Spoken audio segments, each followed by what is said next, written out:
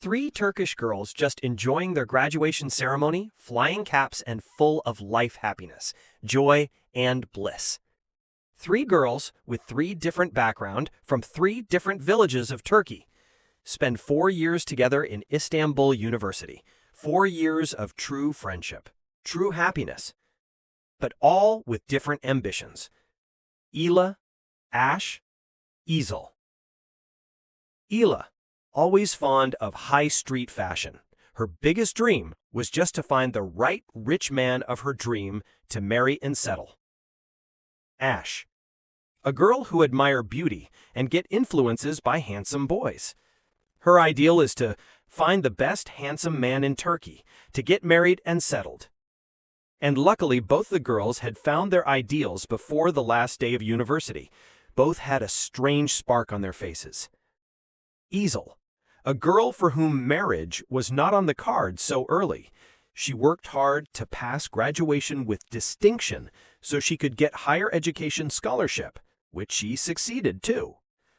Ezel's dream was not to settle her life, but to her younger siblings, to support them financially, to help her parents, and her life did not stand in between her family, her goals. She had to move USA for higher education and to find a good job after completing her degree. But she was so happy for both of her friends got their desires to be fulfilled soon. Before flying for USA, Ezel attended marriage ceremonies of both of her friends, wishing them a beautiful life ahead. She hired a cab to reach at the airport. Ezel was already late, in a hurry not to miss her flight, that Ezel forgot a luggage in the cab. This was not just a luggage, but her whole dream depends on that bag.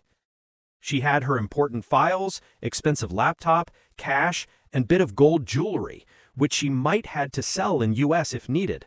The cab was gone, and Ezel did not even look back, as she did not remember anything.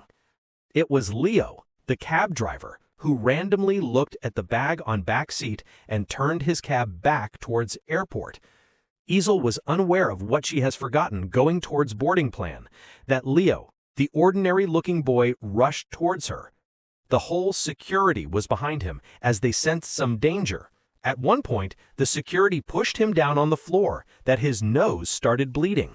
There was only one step ahead, and Ezel was on the boarding plan that Leo ran again towards her. "Miss, stop your laptop! Miss!" And Ezel looked at her hands to find her laptop bag in a shock. She looked behind, turned and grabbed her bags and ran back towards boarding. The security was calm now as they got clear on situation. Ezel was thinking of that boy on her plane seat. Are there still good people around who put their life at stake just to help others? I wish I could say thanks to him. May God bless him. Time passed so quickly. 10 years of long hardship journey. Of work, she was tired now. She turned 32 now, without her family, her kids, without love, without care of anyone. Throughout those 10 years, she worked so hard, did 2 jobs, hardly slept, just to think of others, her parents, her younger siblings, and what she had not done for them. Everything, including paying their education fee, their utility bills, their house instruction. She made them buy a car for themselves while using public transport. She hardly enjoyed good food, kept on saving, and sent money back to her home. But now she was tired.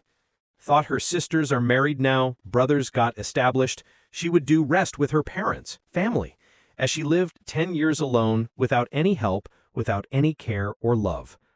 While reaching back at her house, she thought all would be surprised to see her, but things were beyond her expectations. Everyone was angry. Why she came back? Why left her job? How would they pay everything now? For the first time, Ezel realized all were enjoying here with wasting time on watching TV, ordering expensive food, which she never had enjoyed once in 10 years. She found change in the behavior of her own parents. She heard whispering them next month, "We have marriage of the youngest son." Her mother offered jewelry, which was for Ezel's marriage, given by her grandmother to her youngest son, and says, "Don't tell her. So much expense. Elite invited. Now she won't send us money."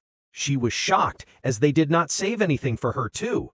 Nothing, even put of her own money, and now they gave jewelry of her to their son. Deeply heartbroken, she went upstairs and found no room, no place for her. All rooms which were constructed by Easel money belonged to her brothers and their wives. She slept on the couch and next day left the house early in the morning. Easel knew she will be able to get a place for herself and job too, but right now she was heartbroken, with tears into her eyes, sad, silent.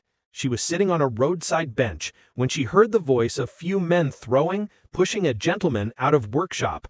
"Don't come here again. It's all our own man. What are you doing for this little wealth that don't even belong to you? You think by cheating me, having my property on your name can bring grace to you? Alas, you knew what you were doing with yourself." Easel looked at the ordinary-looking man, tried to recognize him, but could not. "Listen, mister. I'm Leo. Sorry to hear all that. I guess they cheated you on your business and property?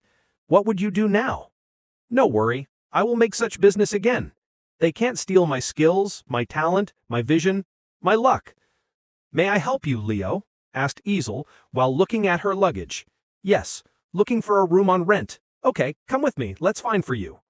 While walking side by side, Easel could not stop thinking about him, how he forgets his own misery, his own problem, and ready to help me, a stranger. On finding the secure place, a room on rent for Isabel, Leo made sure she does not have any problem or security issues. He double-checked locks and fixed one for her only to make sure a single girl lives secure. He also gave his number to ask for any help whenever she needs.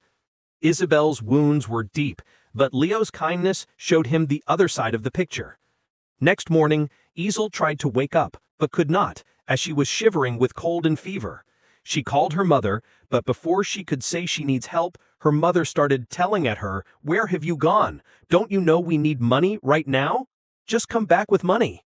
She grabbed visiting card of Leo with tears into her eyes and gave a ring. "Hello, I'm Easel, the girl you helped yesterday. Is everything okay?" Leo replied. "No, I'm sick and needs to go to doctor, but don't have money with me. I promise we'll return soon." "Oh, wait for me." Within 10 minutes, Leo reached there and asked her did she eat anything. She was silent. Then he went out, brought coffee, bread, jam, and tea, went into the kitchen, made breakfast for her. "You can't take medicines on empty stomach. After breakfast, I take you to the hospital." Doctors, after examining her, says to Leo she has severe stress and trauma. Try to make her mind peaceful to bring her out of contraction, dark phase. Doctor prescribed some medicines, and they came back with silence. Leo asked her to lay down for a few minutes. "In the meantime, I make a soup for you." How could parents be so selfish? How could your relations be so cold, inhumane, cruel? I spent 10 years without thinking of myself, just serving them. And how could they treat me like this? My friends Ash and Ela were right. They made right choices to be self-centered, to look for their own happiness and peace, must be in heaven right now.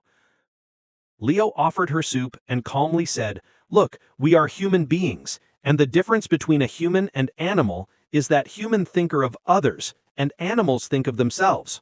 I'm happy to hear that you served your family, thought of them, helped them. So did I. My father or brothers did not support me in business. Once settled, they all came and I let them join because I wanted to help them too. So they cheated me on my business and property. But I'm not crying like you. I'm not sick.